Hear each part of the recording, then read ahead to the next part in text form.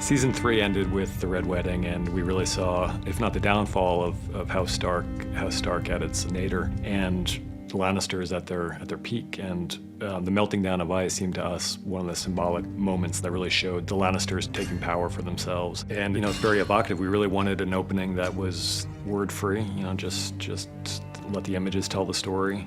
And it seemed to us that it could be something really beautiful to show on screen. This is the sword that symbolizes the Stark family and the Stark family line, and melting it down to Tywin symbolizes his final victory, an ultimate ruthless victory over the Stark family, the kind of total obliteration of a family line that's immortalized in the Lannister family song, the Reigns of Castamere. So this is just almost adding insult to injury that Tywin is melting down the sword, which has been a Stark cherished heirloom for generation after generation. This act is an act that's going to travel, a story of Lannister power that gets propagated from person to person. So it actually is a very rational thing to do from Tywin's perspective. He shows that he understands how power works instinctively in a way that few men in this world do.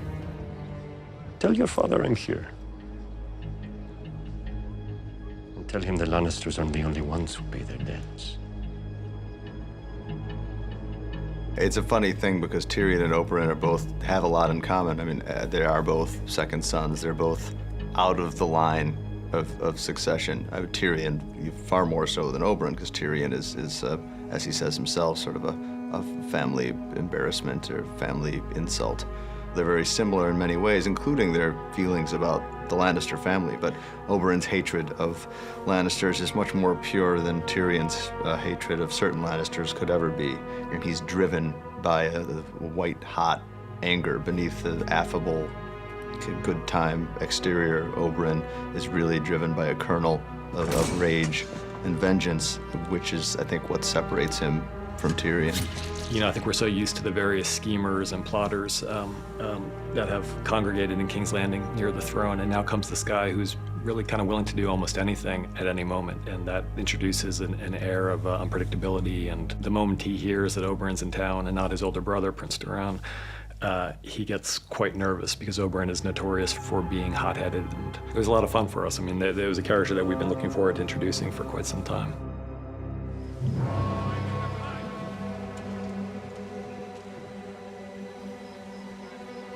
I know him. The small one. His name is Polliver. He captured us and took us to Harrenhal. Arya has undergone one of the most drastic transformations we've seen on the show, and the Arya that comes into this season is a very, very different person from the Arya we first met. And I think that she's sort of, at this point, an instrument of Stark vengeance in the world, and the instrument that she is going to use to see that vengeance through. It only makes sense that it would be Needle, which is one of the two Stark swords left in the world. And when she sees this sword on Polliver, of course she knows, she has to have this instrument back, and she needs to kill the man who took it from her. She understands how wonderful it is for her to finally, after so many years of having things done to her and to the people she loves, how gratifying it must be to finally be able to start doing it back to people. It was intentional that we would begin the episode with the loss of one Stark sword and what Tywin thinks is the death of the Stark line and legacy, and end it with finding another Stark sword and a kind of implied rebirth of that Stark ability to act in the world through Arya.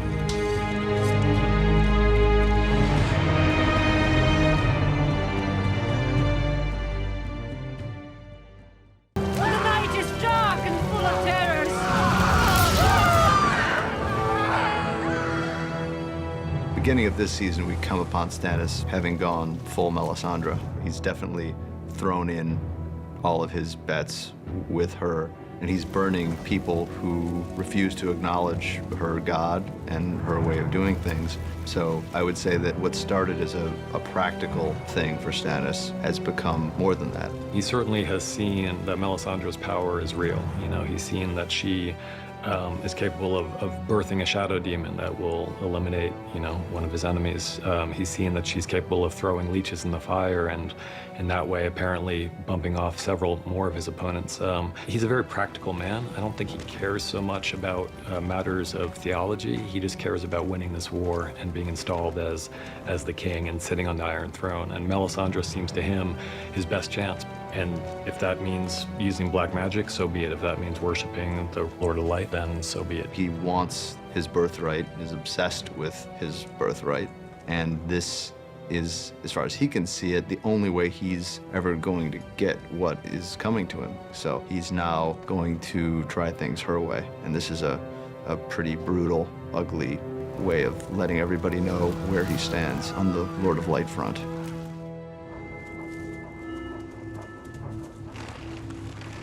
Hodor, take me to the tree.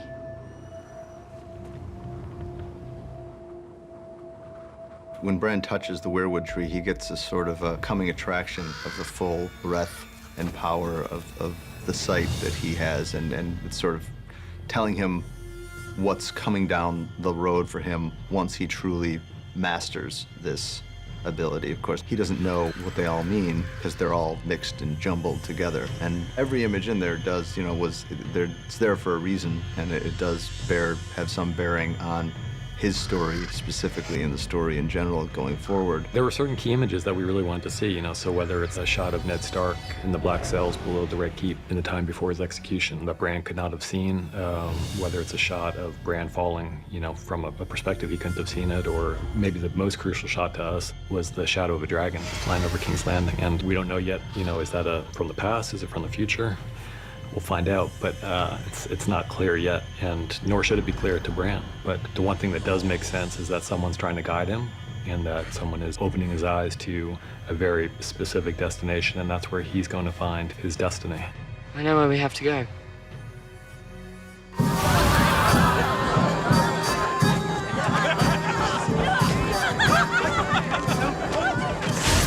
The scene as a whole is one of the most challenging sequences we've ever done because it involves more of our principal characters than we've ever had together in the same place before, maybe more than we'll ever have together again. With a show as huge as this one with so many different plot lines and different characters, it's kind of a rare opportunity. So we were really looking forward to that, to a chance to, what would Brienne and Cersei talk about if they ran into each other? And if Loras happened to bump into Jaime, literally, what would that conversation be like? And Oberyn and Cersei meeting, or Illyria Sand and Cersei meeting, how would that go? So much of the wedding is a chance for that, which we always think is fun, to get characters who aren't normally joined together to see how they would interact.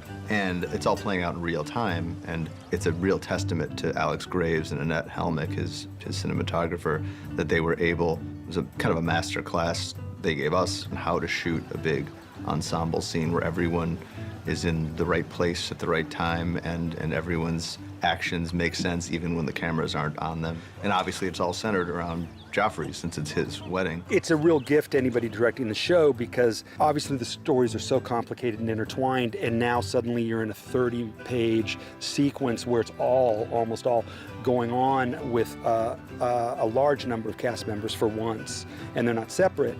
And so I wanted to create a very tight flow so that people are seeing each other across the way, not seeing each other across the way, having their little beat and transitioning into other things. That whole bit of the wedding, it's all what Joffrey wanted, and so it's in terrible taste, and everything's in terrible taste. It's just so funny to Joffrey and so completely unfunny to so many of the other people up there. Uncle, how about you? I'm sure they have a spare costume. We wanted very much to have the whole sequence leading up to Joffrey's demise tell us one last time exactly who Joffrey is. And it doesn't matter that this is his wedding and this is his day. I mean, everybody's king at their wedding for a day, and this is Joffrey's wedding. So he can do whatever he wants. Nobody can say a word about it.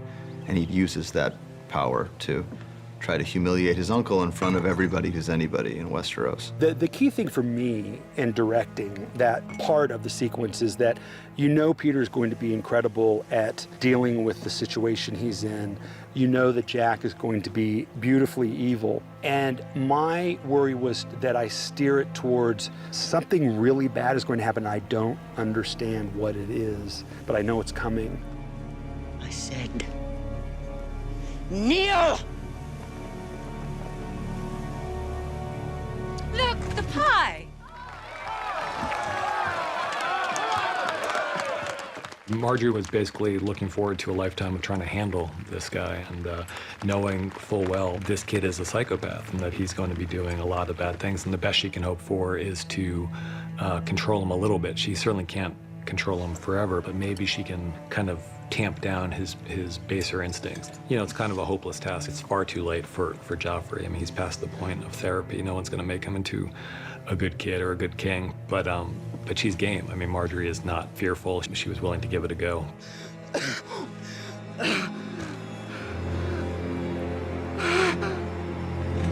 He's choking! Help the poor boy! Idiots, help your king! Wait! Jack is such an incredible actor and young man and is so lovable, and everybody's crazy about him that you just wanted to go, how great can we make this? And he, I think, had a great time and was fantastic in it. I think between Jack and Lena, these are two not particularly pleasant people, but in the moment of his death, their characters sort of fall away, and he becomes just a terrified child who's looking to his mother for help, and she becomes the worst thing in the world anyone can imagine. There's a mother who's unable to help her son as he's dying in her arms, and they bring out the underlying humanity in these characters that I think in the hands of lesser actors could so easily turn into just evil stereotypes and could make Joffrey's death a purely triumphal moment for the audience, and I really don't think it is in the version of it that Jack and Lena have given us. It was really fun filming all the different things that are going while he's dying, because it's so many different things, so many different places. But, you know, Sansa is pulled into her escape. Tyrion is wondering what's going on and assuming the goblet had something to do with it. Cersei is experiencing her child dying in front of her.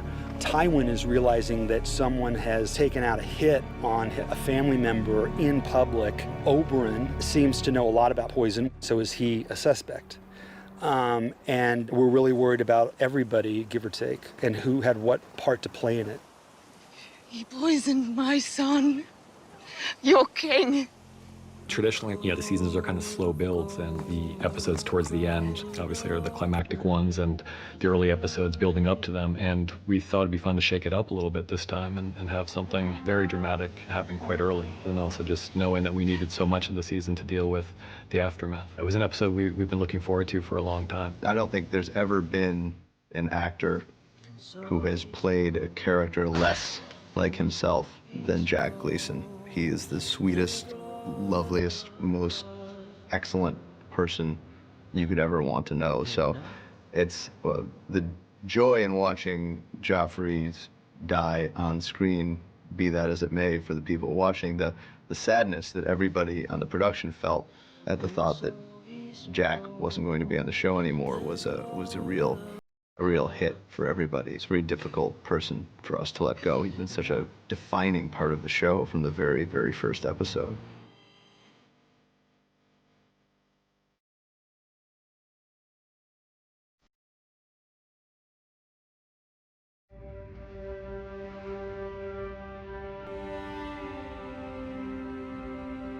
Your brother is dead. Do you know what that means? It means I'll become king. Tywin doesn't have a shred of sentimentality. It's all about what's best for the family. Tywin picks up where they left off. I think on some level, Tywin realizes that it might not be the worst thing that ever happened to the Lannister family to have an unmanageable psychopath taken out of the equation and a very decent, tractable, respectful young man put into his place. Now what's crucial for Tywin is that Tommen be a better king than Joffrey ever would have been. And Tommen is very young, so he's going to need some help. And as far as Tywin's concerned, there's no one better to give help than Tywin. We have a man who starves himself to death, A man who lets his own brother murder him, and a man who thinks that winning and ruling are the same thing. What do they all lack? Tywin is schooling Tommen, and in doing so, insulting Joffrey as a bad king and saying it right in front of his dead grandson's body and right in front of his daughter, who's standing there mourning her son. Obviously, Cersei is not happy about this. Alina's performance in that scene, her silent performance during that part of the scene is one of my favorite performances in the episode. I mean, the whole episode is kind of a series of inappropriate funeral scenes. Jaime enters the scene, and then it becomes a very different scene. Why have the gods made me love a hateful woman? He's not saying he doesn't love her. He's saying that he wishes he loved somebody less hateful, but unfortunately, he loves her, and she happens to be his sister on top of it. It becomes a really kind of horrifying scene because you see, obviously, Joffrey's body right there, and you see that Cersei is resisting this. She's saying no, and he's forcing himself on her. So it was a really uncomfortable scene and a tricky scene to shoot. Diamond! Hide! Hide! The wildlings have always seemed like a pretty rough group of people, and I think the Thens are the wildlings that the other wildlings consider a very rough group of people. The other wildlings we've met are kind of like the Hells Angels. You know, they're tough, but you kind of figure if you were friends with them, they'd be fun guys to hang out with. The Thens are pretty much the worst the wildlings have to offer. The wildlings are not a single mass of people who have traditionally fought together. They're actually a congregation of tribes, most of whom have hated each other for generation after generation, and they've been killing each other as long as they've been killing men of the Night's Watch. I'm going to eat them. Do you hear me?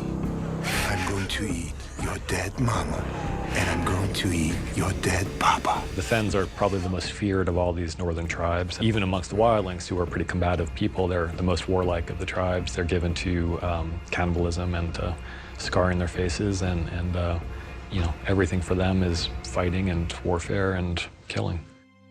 You're the worst shit in the Seven Kingdoms! Plenty worse than me. I just understand the way things are. How many stars they got to behead before you figure it out?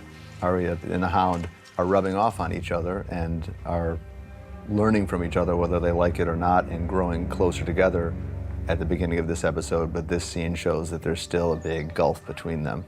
Arya's toughened up quite a bit since her first days, and she was always kind of a tough kid, but she's seen so much horror that she's become inured to a lot of it. She still has a kind of native sense of fair play. You know, there are things that seem right to her and things that seem wrong, and that doesn't change. Even as nasty as Arya might get and as much of a killer as she might become, she still does have this kind of native sense of right and wrong that she learned from her father and her mother. The Hound operates on a much more purely, ruthlessly pragmatic level. He's all about surviving, and as he points out, this farmer has money, and he's not going to have it for long because he can't defend himself, and people who are bigger than him and meaner than him are going to come and take that money from him. In the Hound's mind, letting this man keep his money is almost an immoral act in itself because somebody else is going to have it come winter, and either it's going to be him or it's going to be somebody even worse than him.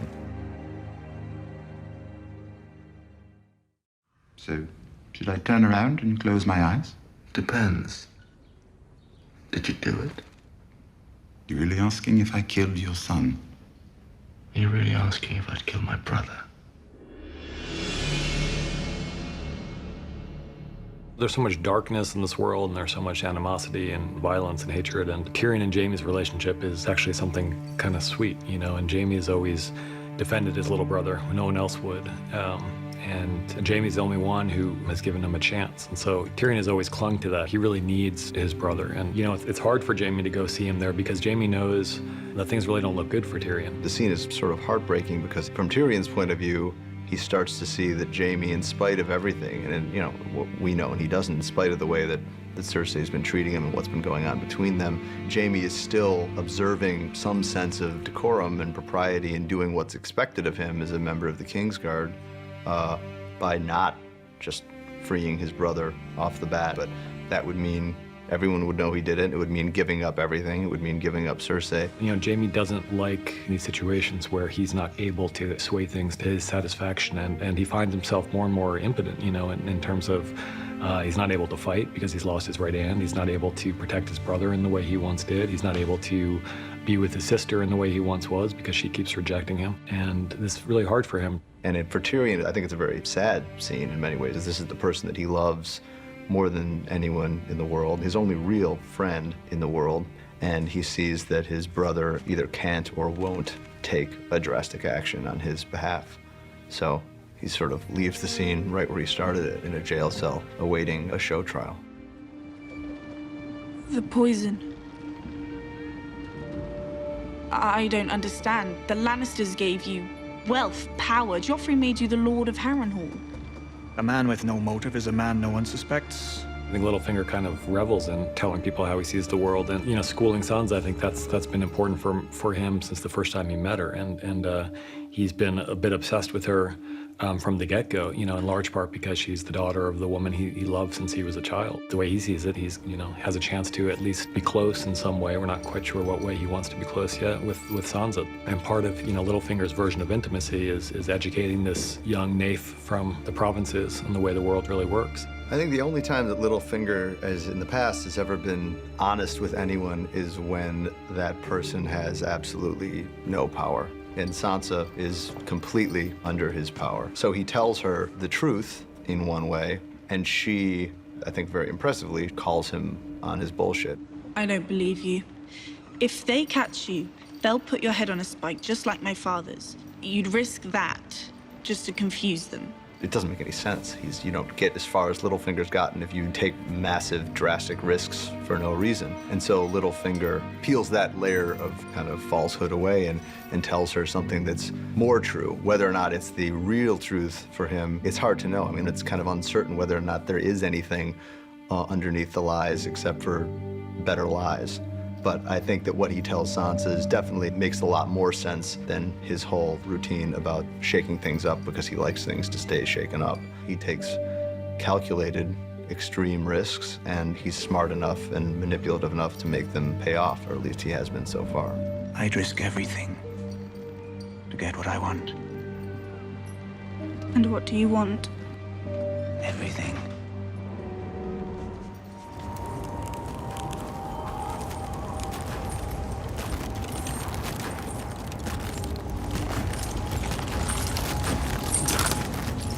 The White Walkers are obviously this threat that's looming over the whole world of the show, whether or not anybody knows it, we know it. And we wanted to delve deeper into their world, but we wanted to do it in a sort of a specific way. I mean, having grown up as a kid watching some of the old monster movies, you realize that the most effective, mysterious, horrible things were the ones that remained mysterious, that the more you showed of something, the less mysterious and horrible and the more sort of mundane it started to seem. So we really wanted to just take people very deep into their world, but in a way that preserved the fundamental mystery of that world. Part of it was something we were always curious about. When the very first time we saw Craster leave a baby in season 2, you're wondering, what the hell's that all about? You see the White Walker take it, you don't know what's gonna happen. Are the White Walkers gonna eat the babies? Are they gonna sacrifice them in some kind of ritual? What happens? We loved the idea that there was one last baby that Craster had fathered before he died. And it's a moment that's, while not in the books, is kind of suggested by the books, and a moment that we thought would be really fun to illustrate in a horrifying way. And it was actually pretty horrifying. I mean, it's the kind of thing that, the best, with all the effects, we have great prosthetics and great visual effects and everything else, but the best effect in this case is a real live baby that's, actually unhappy because it's not with his mom. And the baby is really the point of view in the scene. I mean, the baby's the one we're worried about. He's the one that we care about, whose fate we care about. And so we all kind of centered around the idea of making it as disoriented and as claustrophobic as a baby's very limited point of view. And the revelation of what the Walkers are actually doing with the babies, we hope will come as a particularly nasty surprise to people.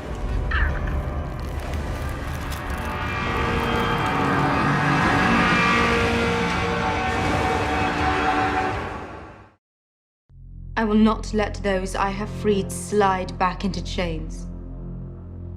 I will not sail for Westeros. What then? I will do what queens do. I will rule.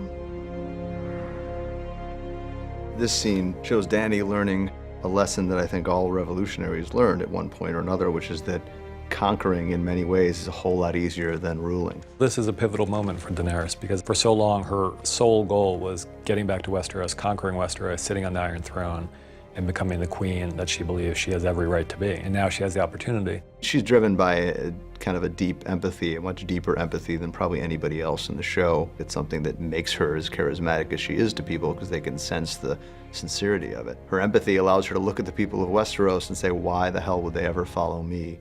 If I hadn't proven myself through my actions to be somebody worth following, why would they let me rule if I hadn't proven myself to be somebody who has ruled well somewhere else?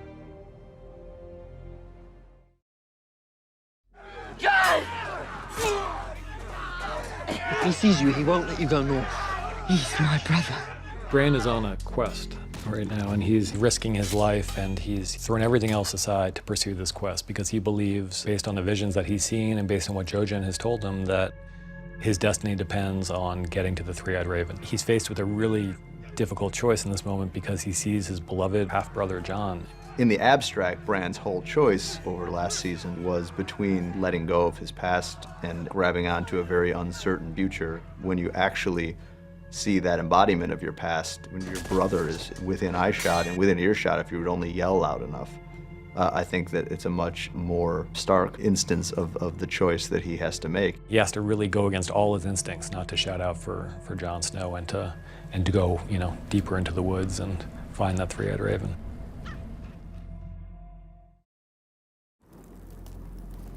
Do you want to stay here?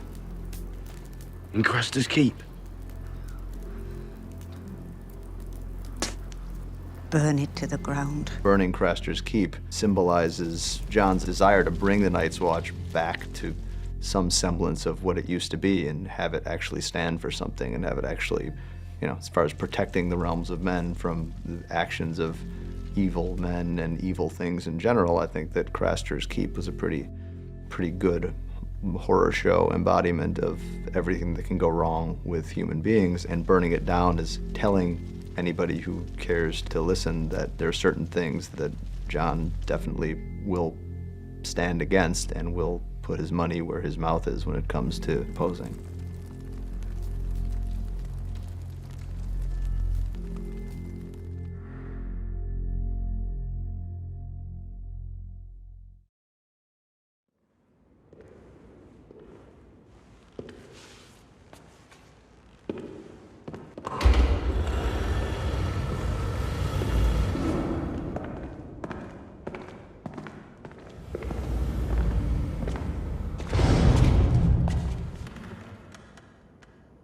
Welcome to the Iron Bank. From the moment we read about the Iron Bank in the books, we loved it because it was such an atypical element of a fantasy world. Banking, it doesn't really factor into most high fantasy, but it was so well drawn and felt like it grounded the world in such a historical kind of a zone that we were really excited to get to it. The Iron Bank plays an important part in this conflict, but it's almost always behind the scenes. So we've heard Tywin Lannister talking about it, for instance, how much the Crown is in debt to the Iron Bank, and we've heard others refer to it, but we haven't seen it yet. And so it was important for us to finally get a sense of what this institution is all about, and it's really, at its heart, heartless. I mean, it's purely about lending money and getting money returned with interest, and if you fail to repay your loan, they'll figure out a way to get their money back, and they always do.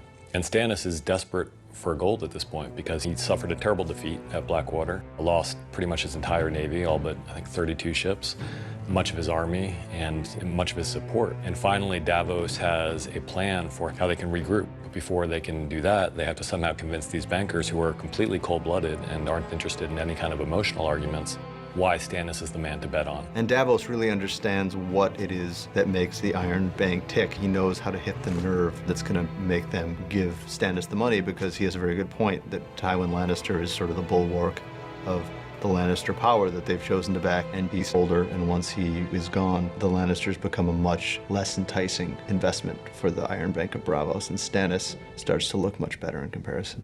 He's a tried and tested battle commander, and he doesn't just talk about paying people back, he does it.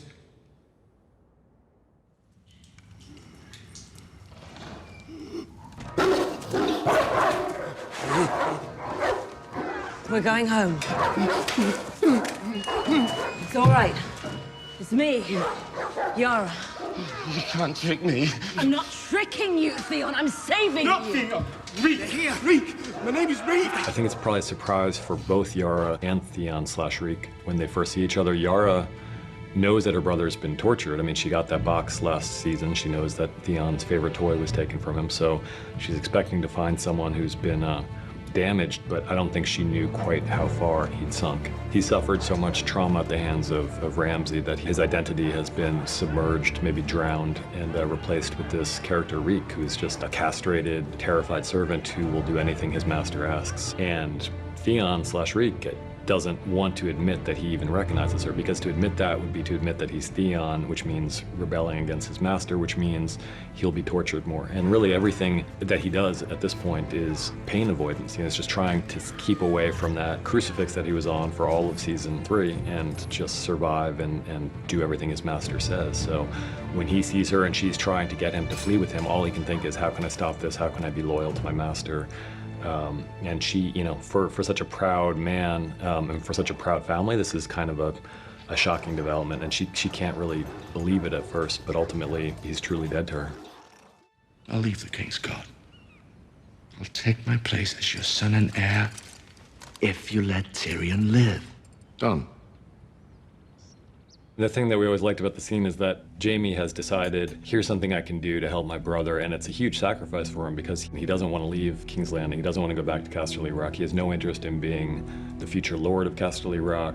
He wants to stay in King's Landing because that means staying with Cersei, and Cersei is the one he loves. But he's willing to give up all of that to save his brother. So for him, it's quite a painful ask, and he's a little shocked because Tywin's ready for it. I mean, Tywin's been expecting this from the beginning, and you sort of realize when Tywin responds immediately that this has been a long-term plan. You know, this is probably ever since Tyrion was arrested. Tywin never fails to take advantage of a crisis, and that's what he's doing right here, and sees this as a way of consolidating Lannister power, getting what he wants from Jaime after Jaime had refused him before, and getting rid of Tyrion all in one fell swoop. So it's a win-win for Tywin.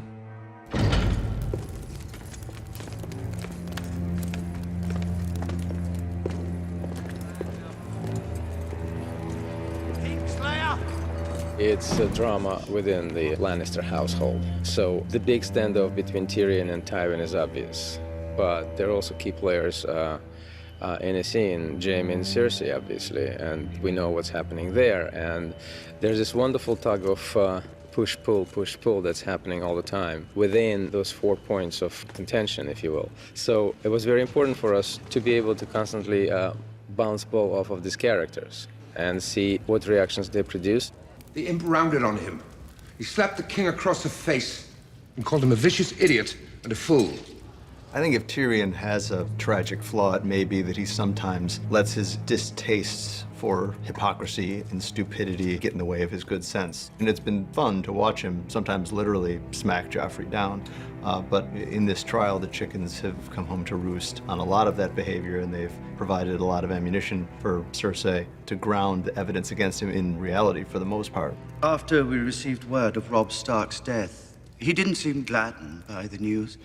Perhaps his marriage to Sansa Stark had made him more sympathetic to the Northern cause.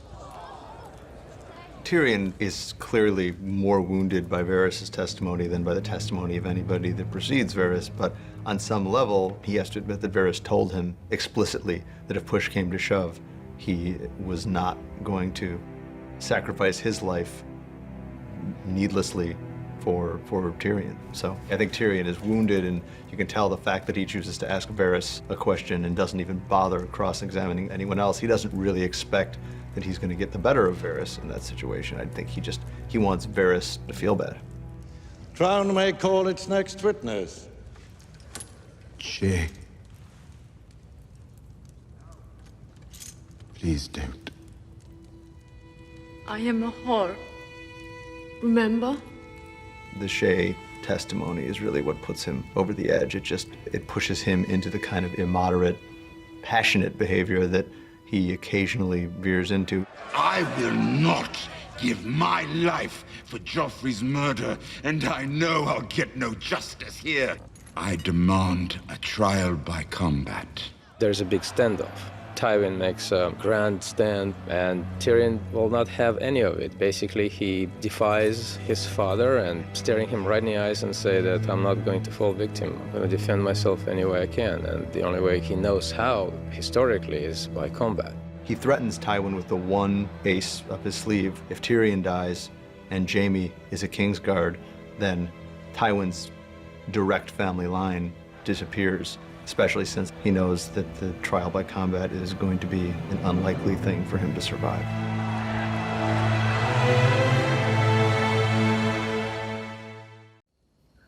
Very well.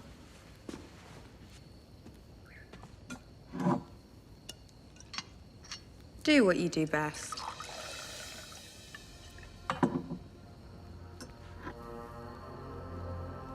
Take off your clothes. In season 1, Dany's sexuality was central to her transformation from basically a piece of property into a full-fledged human being. I mean, with Drogo, the first thing that she took charge of was the only thing that was available to her at the time, which was her own body. And she came into her own as an adult, really, amongst the Dothraki, who are not shy about their bodies in any way. Dany's not really cut out to be a virgin queen. And Dario is a bad boy who seems like a good idea to her at this moment. And she takes her prerogatives as a powerful person, as powerful people sometimes do. He's made himself more than available. She didn't ever expect Jorah to find out. She loves Jorah in her own way. She makes it very clear to him that he's far more important to her and means far more to her than a person like Dario ever could, just not in the way that Jorah might like. He's been in love with Dany from pretty much her wedding day. And now he sees this young upstart who just entered her life relatively recently come into his world and sweep her off her feet. I think he's both incredibly jealous and also a little bit angry at Dany that she would fall for a man who he considers so unworthy of her. We met, you and I, many years ago. I think I would have remembered that. Unlikely, you had just been born.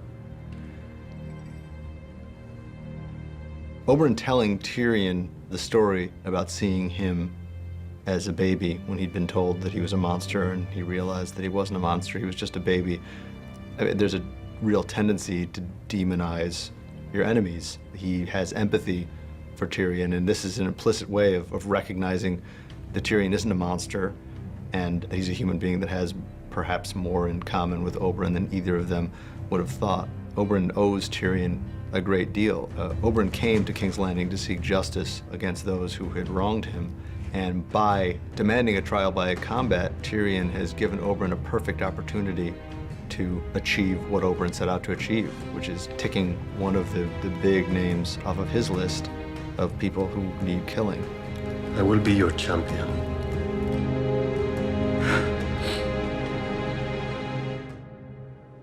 Littlefinger, as we know, was in love with Sansa's mother. From the time he was a little boy, he was in love with Catelyn. He sees in Sansa, it's almost like it's Catelyn reborn, but even more beautiful. You're more beautiful than she ever was. Lord Baelish. Call me Peter. You get the sense that he's wanted this for a long time, of this kiss, and he finally allows himself that pleasure and kind of shocks Sansa, and obviously was not aware that Lysa might be somewhere within eyeshot. You don't understand. I saw you! You can't lie to me because I saw it with my own eyes. He kissed me. I pulled a Liar! He is mine! My father, my husband, my sister, they all stood between us and now they're all dead. That's what happens to people who stand between Peter and me. Well, something that becomes clear in the 5th episode that's reiterated here in this much more emotionally volatile scene is that Lysa and Littlefinger are actually the people who set the entire story in motion. The story we've been watching for, I guess, 37 hours at this point. They've arguably had more influence on the events in this world than any other two people in the story. Sansa probably doesn't quite catch this in the moment, of course, because Lysa is threatening to throw her through the moon door by her hair. Lysa's batshit crazy. She's prone to these tantrums. This one is actually justified. She's just married this guy, and she's been suspicious about this beautiful young woman. Even though it's her niece, she's still suspicious about Sansa because anytime she sees her husband with a much younger, prettier girl, she's gonna get jealous. All of her paranoia is validated when she sees Littlefinger kissing her. The only one who's really ever been able to calm her down from these furies has been Littlefinger, and it's partly because, you know, she's been in love with him forever, and they grew up together, and it's partly because he's really good. I mean, he's just a master manipulator.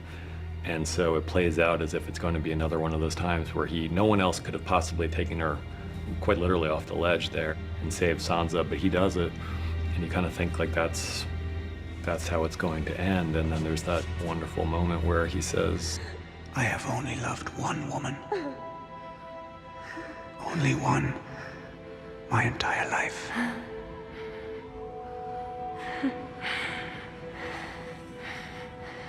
Your sister.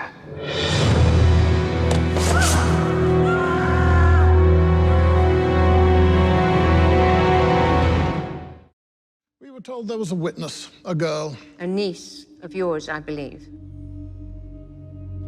Let me fetch her. No need. We prefer to hear her testimony unadulterated.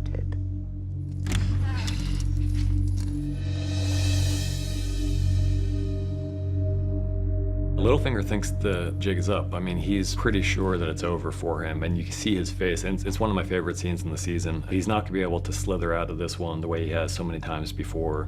He doesn't have powerful friends he can call on here, and ultimately it all comes down to the word of Sansa. He's been teaching Sansa lessons for a long time now. He's been making grand statements to her about the nature of the world. I don't think it's ever occurred to him that she might be learning these lessons, taking these lessons on board. He's taught her for a long time how important it is to be a good liar. He tells her in episode 5 about knowing your strengths, use them wisely. And in episode 7, when he kisses her, he's teaching her a lesson about his own weakness and about her own strength relative to him, about how she can exercise control over him. And in this episode, she puts all those things together to show that she is indeed not a silly little girl who never learns, but she is a very smart girl who has learned a great deal from her teacher, enough that she can turn the tables on him and actually exercise real leverage over him.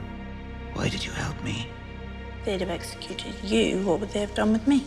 It's basically a devil you know kind of situation where Sansa doesn't know these other people, and for all the creepiness of Littlefinger, he has protected her in some ways. You know, she's never come to serious harm with him, and she does feel like she knows his motives. She reveals that she made a very Littlefinger-esque calculation about what was best for her, and when she tells him that she knows what he wants, it's a pretty bald statement of saying, I know where your raw nerve is. I have figured out what I am to you, the confusing mix of daughter and second chance at the woman you loved, and I am prepared to use that against you if necessary. I think she's probably the only person so far to ever really get the upper hand with Littlefinger. Littlefinger is always 3 steps ahead of everybody, but he's suddenly finds himself 1 step behind this girl who he'd written off as a stupid little girl who never learns.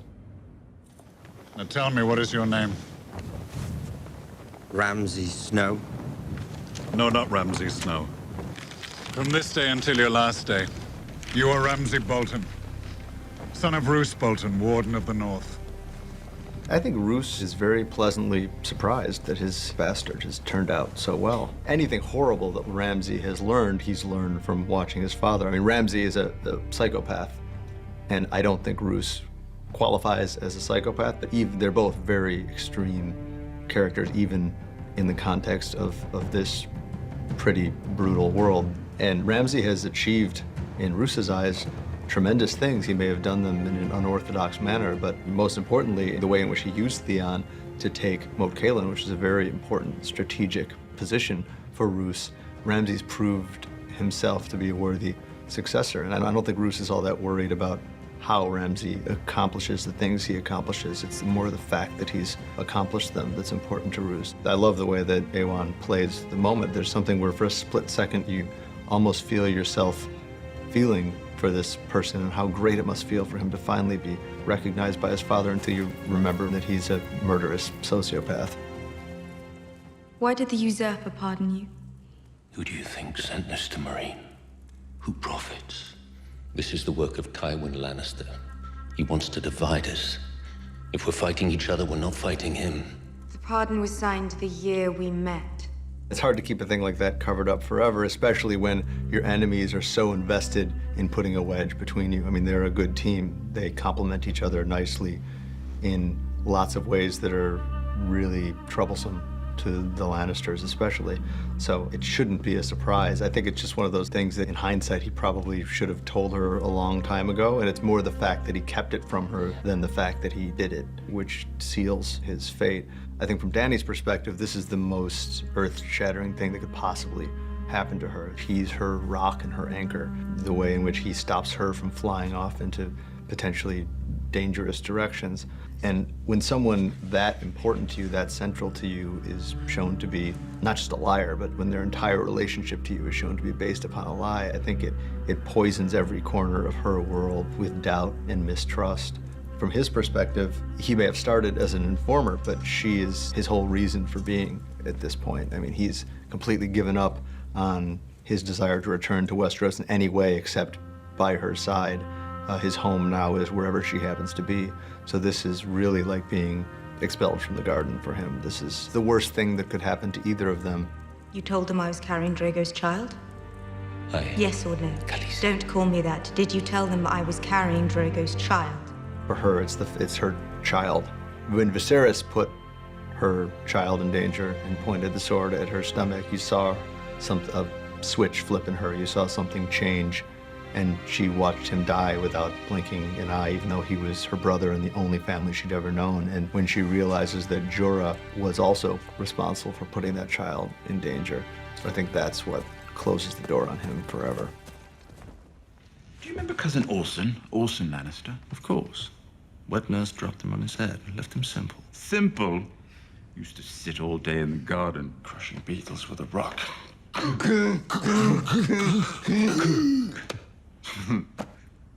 Why did he do it? What was it all about? I think Tyrion is faced with the imminence of his own likely end. He's with his brother, and in a situation like this, his thoughts naturally go to their shared experience, to happier times, maybe not happy times as such, but much happier than the situation that he's in now. And when he goes into his own past, his thoughts are going to go naturally to memories that resonate with his current situation. The memories that resonate with the questions he's probably asking himself right now. Why? Why is this happening to me? Is there any reason? Is there any meaning behind the situation that I find myself in? I think that even if in his heart of hearts he probably thinks the answer is no, it would be really great to hear someone that he loves tell him otherwise. I think there's definitely a grasping quality to his story. Peter and Nikolai both did such a fantastic job with it that you really feel the bond between these two brothers having what may well be the last conversation they ever have. Looks like very light armor. I like to move around. You could at least wear a helmet. You shouldn't drink before a fight. I always drink before a fight. What's really fascinating to me about Oberyn is he always does what he wants to do when he wants to do it, which sounds normal, but I don't think anyone really lives their life like that, or no sane people really do, because you'd get arrested or you'd get shot, you know. Your life would be very, very short if you really did that. But Oberyn has no compromises, and on the one hand it makes him a very admirable kind of magnetic personality, because I think we all tend to have envy for someone who's that free and who's that courageous. You know, he never lets fear stop him from doing anything. On the other hand, as admirable as that might be, it's also really fucking dangerous, and it gets him in trouble, and you know, he chose the exact wrong time to do it. And it's not just killing the Mountain that's important to him, because Oberyn always viewed the Mountain as just a pawn, a very large pawn, but he's Tywin Lannister's soldier, you know. And so if the Mountain committed an atrocity, it was with Tywin's, at least his permission and possibly his direct command. And so for him, the Mountain, ironically, is the little fish, and the big fish is Tywin. He really wants to prove that Tywin was behind all this. And so he wants the Mountain to confess his guilt in front of Tywin, in front of all the lords and ladies of King's Landing, and that's the victory he's after, not just killing the Mountain. And he's so close to getting that, or he feels like he's so close, but he gets a little bit careless. And you know, any other man in this position is down on his back, he's been speared through the gut, he's poisoned, you know, it would be fine, but the Mountain is not like normal people. You know, he's freakishly strong and kind of refuses to die in this moment, and so Oberyn gets a little bit careless and makes a fatal mistake.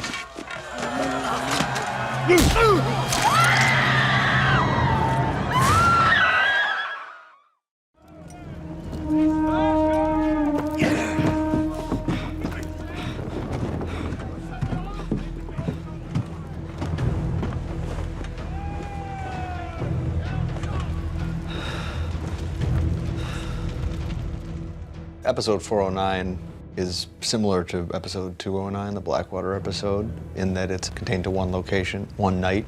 That said, it's much more involved than Blackwater was. After we saw how well Blackwater had come out, we thought it would be great to get Neil Marshall back when we eventually have the battle at the wall. The whole episode, not the whole episode, but I guess 15 minutes into it, it becomes a battle, and it's easy to get a little bit monotonous if it's just guys charging at each other for 45 minutes straight. And so part of the challenge is trying to find these little moments that will stand out on their own, and the big challenge is just finding time to do everything, because there's so many action beats that you want, and the action beats are always the slowest to get right, or take the most time intensive, and it was all night shoots like Blackwater. So there are certainly some similarities.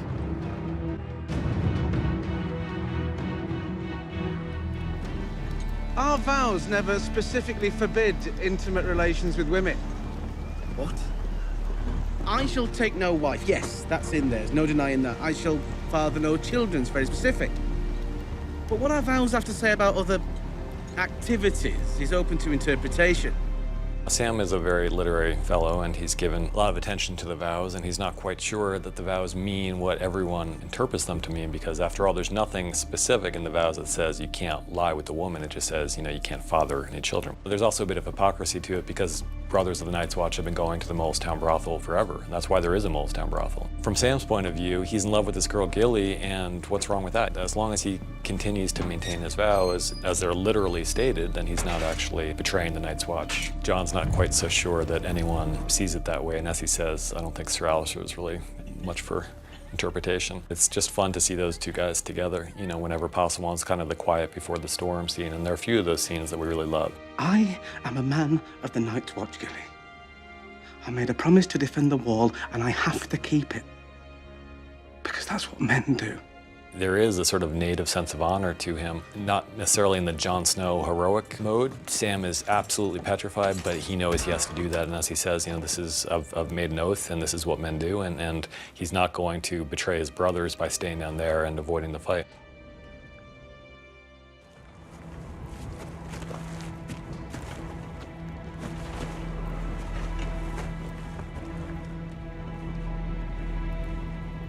They held the gate. This episode is a regular slaughterhouse where, we're killing off a few favorites. Gren goes out again with great heroism. That him and his small party face off against a giant. Although they lose, they do kill the giant as well, so they do save the day and protect the gateway to Castle Black and the south. They do a very noble deed. This battle is one that we've been planning for a long time, and we have these actors that we love, Joseph Alton as Pip and Mark Stanley as Gren, and while neither of the characters die in the books, it felt like we had to have some casualties amongst the people that we really care about here. We decided it should be Gren, because Gren's someone we've seen from quite nearly the very beginning of the series, and he's always been around. He's quite loyal and steadfast. We knew that people would care about him, you know, down there. And it's a great scene, and we love seeing him really take command in his final moments and stir his comrades to courage, you know, reciting their vows, and you know, the tunnel scene worked out beautifully. I pledge my life and honor to the Night's Watch, for this night and all the nights to come! Archers! Knock your arrows! Knock arrows! John as well has to go through some major heartbreak, but at the same time he's stepping up to leadership when it's needed. When things are at their worst, people are at their best, and he certainly steps up to the cause. You have the wall! Obviously, Kit's the center of this episode. He's the centerpiece of the episode. Watching him assume the mantle of authority without particularly wanting to assume the mantle of authority. There was one scene I remember watching, and we said, rewind. There's somebody put that weird speed up, you know, like a speed ramp on Kit's sword move there, and it looks fake, it looks too fast. Could we fix whatever somebody did to that shot? And Chris, the visual effects editor, looked at it and he said, there's no speed ramp on this shot. Like, that's the speed at which he's moving with this big, heavy aluminum sword. It's very rare to find somebody who both has the acting chops that Kit has and the ability to say so much in such a subtle way. He's an action hero.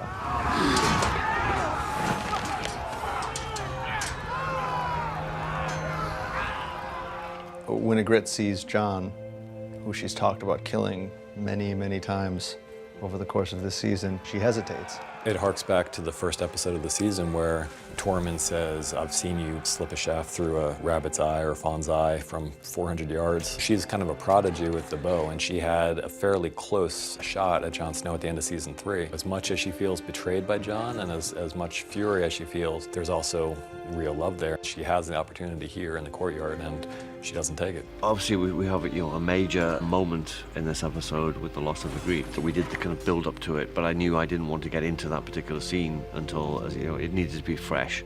It needed a new day to get into that, because it's going to be emotional, it's going to be tough. Rose Leslie is such a wonderful actress. From the first time we saw her, I was watching a Downton Abbey episode and watching this actress and thinking, she'd be a really good Ygritte. And then to see that final shot, which we told Neil Marshall, one of our favorite shots of the series, and we very, very rarely do slow motion. We don't like slow motion. It tends to feel self-conscious to us and a little bit cheesy, but this one shot we loved so much, there was no way, when we saw it in the director's cut, that Neil had put it in slow. We loved it. The shot of Jon cradling Ygritte in his arms is my favorite shot of the episode. It just completely brings you into Jon's consciousness, and you're experiencing this moment as he's experiencing it as something, the worst thing that could possibly happen, stretched out over time longer than you could ever imagine. And it's beautiful and heartbreaking. Do you remember that cave?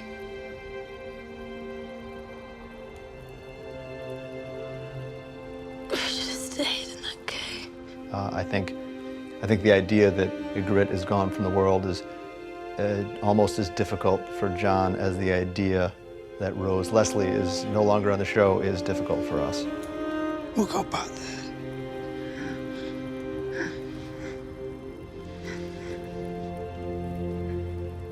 You know nothing, Jon Snow.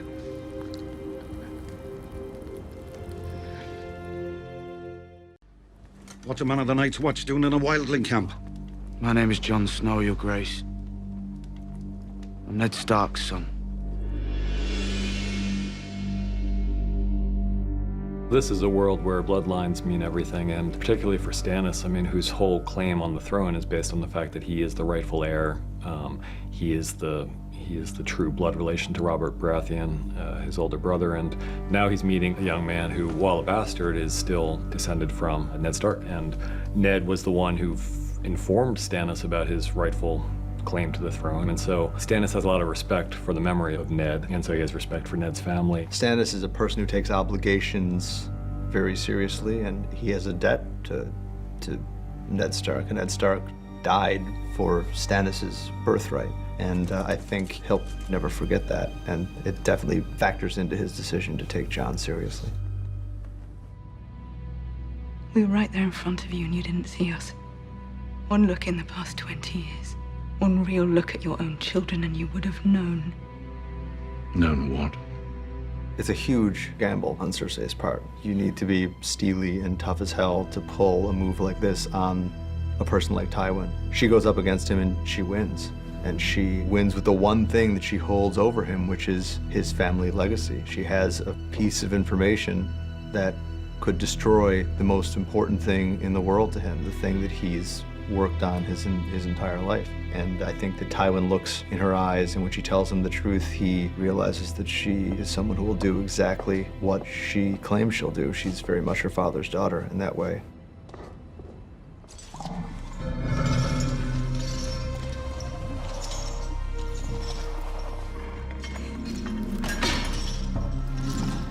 Ruling is about maintaining order and creating an environment for your people that is safe. And her dragons, which were such an asset in scaring the shit out of everybody and making people throw down their swords and run in the other direction, when she would come knocking as a conqueror, they're becoming a liability that she can't afford anymore. It's one thing to be killing people's goats, and you can pay off a goat herder for his goats. You can't pay off a goat herder for his children. So she realizes that she has to put the interests of her people ahead of her dragons, who are the only real children she's ever going to have.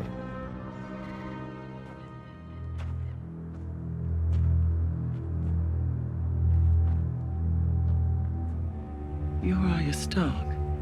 Arya's really impressed by her up until the moment where Brienne figures out who she is. And then Arya gets really suspicious because her travels over the last few years have taught her to be quite suspicious of strangers, even strangers who might appear friendly at first. And the fact that Brienne admits her association with Jaime Lannister, and as the Hound points out, Brienne's carrying a Lannister sword. You know, Arya has no idea that's the Valyrian steel that was melted down from ice. It's just, she knows it's Lannister gold because the Hound says it is, and Brienne doesn't deny it. So all of a sudden, this woman who Arya was quite taken with seems to be an agent of the Lannisters, and Arya doesn't want any part of her. Brienne's really caught unawares here. I don't know if she's thinking too far into the future about what she's going to do with this little girl once she gets her hands on her. But I think that right now her sole concern is saving this girl from the Hound. She obviously doesn't believe that the Hound is protecting Arya, somewhat tragically, because by the time we get to this point in the story, the Hound is protecting Arya. When he says he's looking after her, by the time he says that, he actually means it. Go on. Do it. Do it. Arya is in some ways the product of this education where the Hound's, you know, telling her you're very soft and you've always been soft, and if you're gonna stay soft, you're not gonna survive. And look at all your soft, stark relatives who died for being soft-hearted or whatever. And Arya's not anymore. You know, she's become quite tough. And as much as there's been a growing, you know, closeness between her and the Hound at some points in the season, she's never forgotten what the Hound has done, and the Hound was on her list. And so the Hound now wants something very badly from her, and she's not going to give it to him, you know. And it's kind of a brutal moment because you kind of so want Arya to give him mercy, you know, just to be kind of sweet there, but that sweetness is gone if it was ever there. And partly the reason for that is because of the Hound himself, and she gets her revenge finally for, you know, the murder of her friend. Kill me!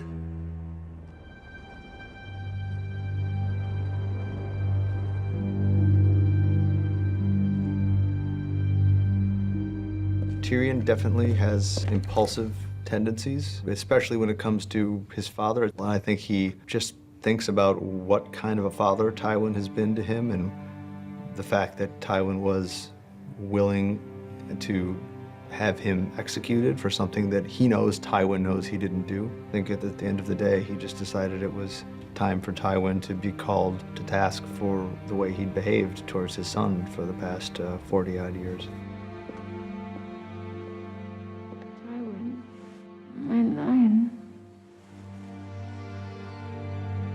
Tyrion is coming to deal with his father and had no idea he was going to run into Shay, and it's heartbreaking for him, especially hearing her say "my lion," which was always what Shay called Tyrion, and hearing it and realizing it's meant for Tywin, not Tyrion, is a shock and kind of the final betrayal that just makes Tyrion snap in this moment. As horrible as everything has been, that's in a way the most horrible thing he could possibly see, because she wasn't a whore. By the time they have become committed to each other, she's no longer a whore. When he calls her a whore, it's not that he believes this is what she is, it's what he desperately needs to tell her to save her life in his mind. And ironically, he's ended up turning her into that very thing that she was running from. So the fact that she would betray him with his father in that way, I just think something breaks in him. It's kind of the tragedy of these two people who genuinely loved each other and who both felt betrayed by one another and end up trying to kill each other.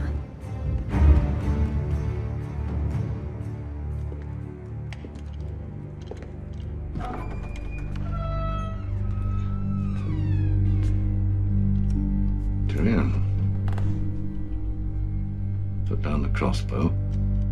You know, one of the great things about Tywin, one of the reasons he is so good at what he does, is he's the master poker player, and part of that means never showing shock. And if you're gonna be the master of the situation, you can't admit that you are stunned by the turn of events. And so I think he's definitely surprised, but Tywin is Tywin, and he very quickly tries to manipulate the situation again and tell Tyrion, I was never going to let them execute you, you're my son. And I think he's quite convinced that he'll be able to talk his way out of this one. In this game that so many of the characters are playing, no one's played it better than Tywin.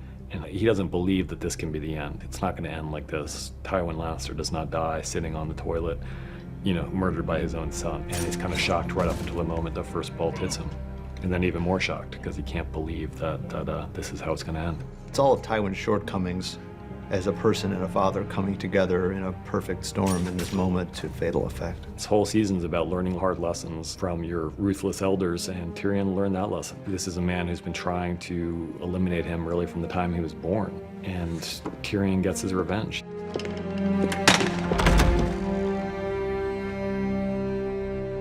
What have you done?